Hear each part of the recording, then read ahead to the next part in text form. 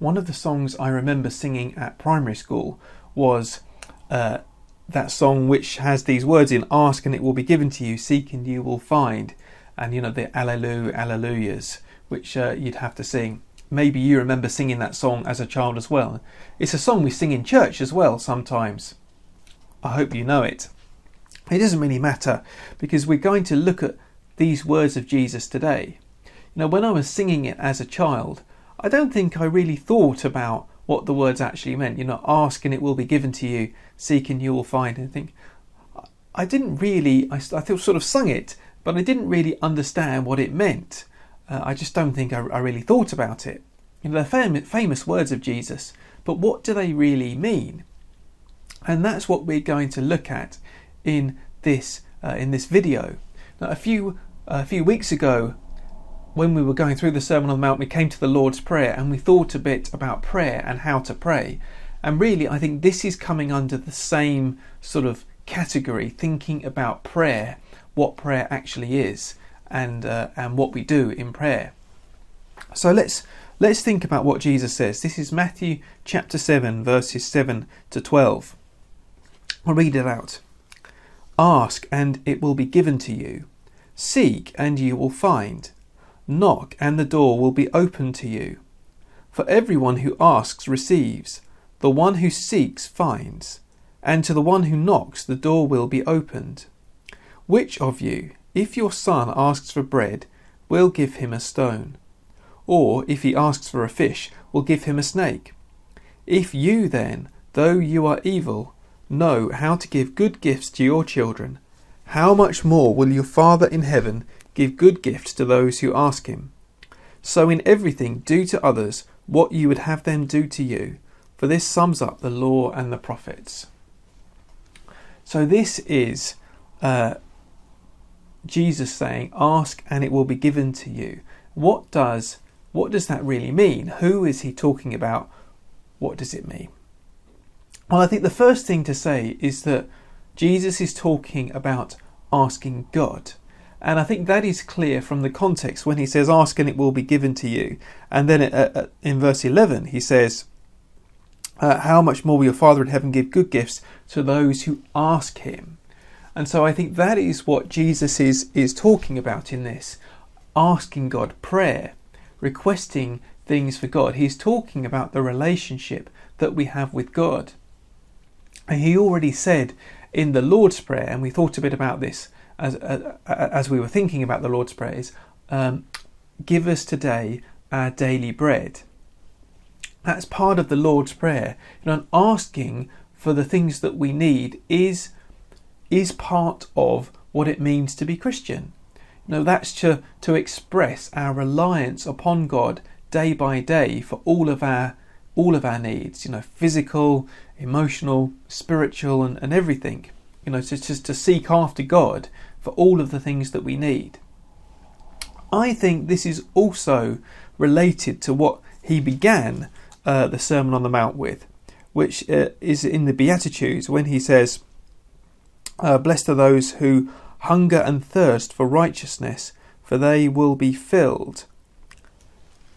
And I think putting these things together, what I think Jesus is talking about is those who come to God and seek him, who kind of see perhaps a need in the world, see a need in their lives, an opportunity in their lives, see things which they believe it is right to do, and come to God asking for those things, asking, seeking, knocking for God to lead them, guide them, help them, to fulfill all of the promises which he gives in the Bible.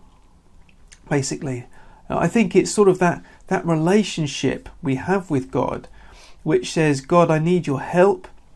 You've promised to help us. Please help me. I need you to guide me. You've promised to guide us. Please guide me. And even, I see a way that I could serve you. Please help me and please lead me and so on. Please show me ways to serve you. Please help me to do those things.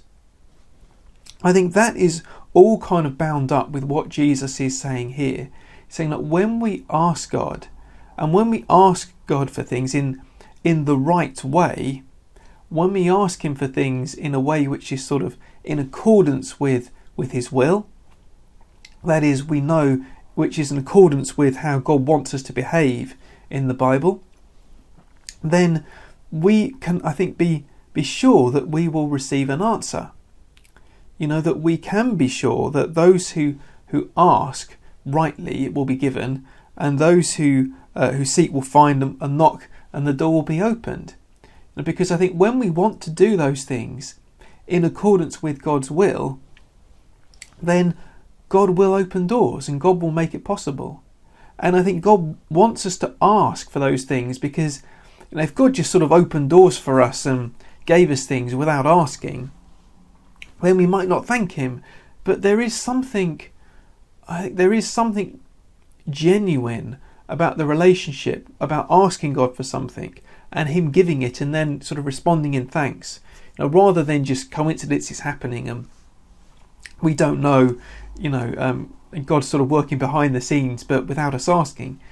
I just think that this gives us much more confidence in that relationship and expresses that relationship.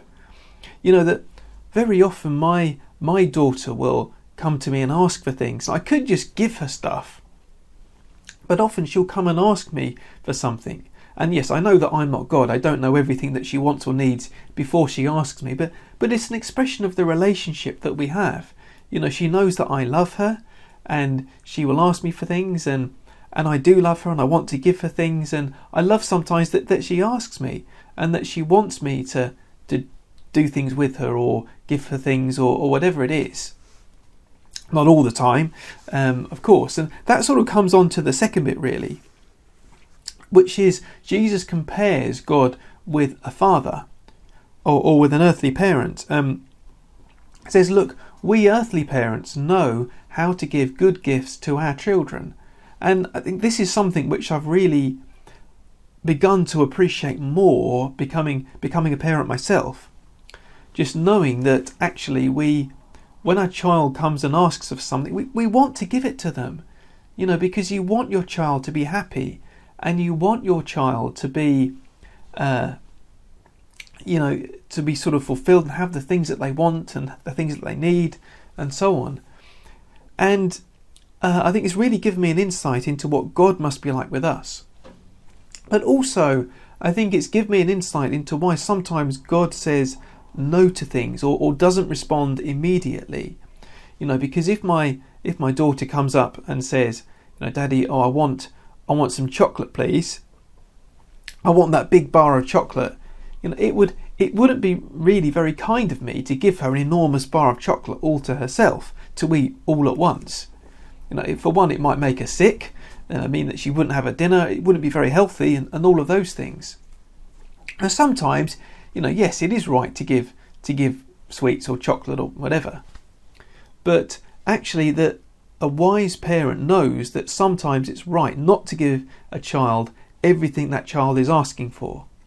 And I think it's the same with God. When we ask for things, God knows what is best for us, and he answers in accordance with what is best for us rather than our limited knowledge. Excuse me. I think it's still important to ask, because it's that relationship that we have, and I think as time goes on, we learn the kind of things that God wants us to ask for, and we learn more of his will, and we're able to ask perhaps in more specific ways and in better ways. We learn about prayer and we learn what to ask for, and God changes us and helps us to want what he wants. So all of those things come into it. But I think it's that communication channel with God which is so important. Just expressing our needs, our desires, our wants before God, and asking him and trusting that he will answer prayers in the right way. And I want to testify that God can and does give some amazing answers to prayer. Amazing things do happen and can happen because God is a powerful God. And much of the time I think we ask for things really which are too small. I think much of the time we have too small a view of what God can do. And I often go back to Ephesians chapter 3 and Paul's prayer for the Ephesians, where he says, God can do immeasurably more than all we ask or imagine. Such an important thing to remember, that God is not limited by our imagination, and that actually when we pray and God doesn't answer, very often I think it's to give us something even bigger and better in his eyes than we would ask for ourselves. That doesn't mean that we will get all the sort of a new Ferrari or a new this, but we'll have what we need. But rather that it's kind of God knows that the best thing that he can give us is the kind of a character to trust him and to participate in his mission in the way that he gives us. Now that's the greatest gift that God can give us. And as I've learnt to see that, I've learnt to see some begun to see prayers being answered in ways that I couldn't have expected. Not in ways which sort of give material things necessarily, but in ways which give sort of spiritual things in a far greater way than I could ever really dare to hope for. So prayer, it's something that God wants us to, and God wants us to ask. God wants us to seek. God wants us to knock at his purposes, his will for our lives, and to keep on pushing on with that. I think that's what Jesus is talking about here, to push on with God, seek what he wants for us, seek his will, and to keep looking for ways that we can serve him and we can move forward really day by day. Now this little section finishes with verse 12, so in everything do to others what you would have them do to you, for this sums up the law and the prophets. Now I think this is probably one of the most famous sort of phrases of Jesus, really. It's something which a lot of people claim to live by, do to others as you would have them do to you. And I think this is a really helpful sort of thing. As Jesus says, it kind of sums up the purpose of the law, which is really that to treat people well, to treat people with love and respect, because we love ourselves and we want to sort of treat other people equally with the same love which we have for ourselves, to treat them as well. And so that actually it's important to love others and to treat them rightly. And why does Jesus say that here? And I think we're coming to the end of the Sermon on the Mount at this point, and I think this is just a little summary statement given just to summarize really what's gone on, is to say, look, do to others as you would have them do to you. Be proactive in doing it. Show love to them as you would like them to show love to you. That is how I want you to treat other people. And really that's a summary of much of what Jesus has been saying in the Sermon on the Mount, how he wants us to treat us. And it is also how God treats us, isn't it?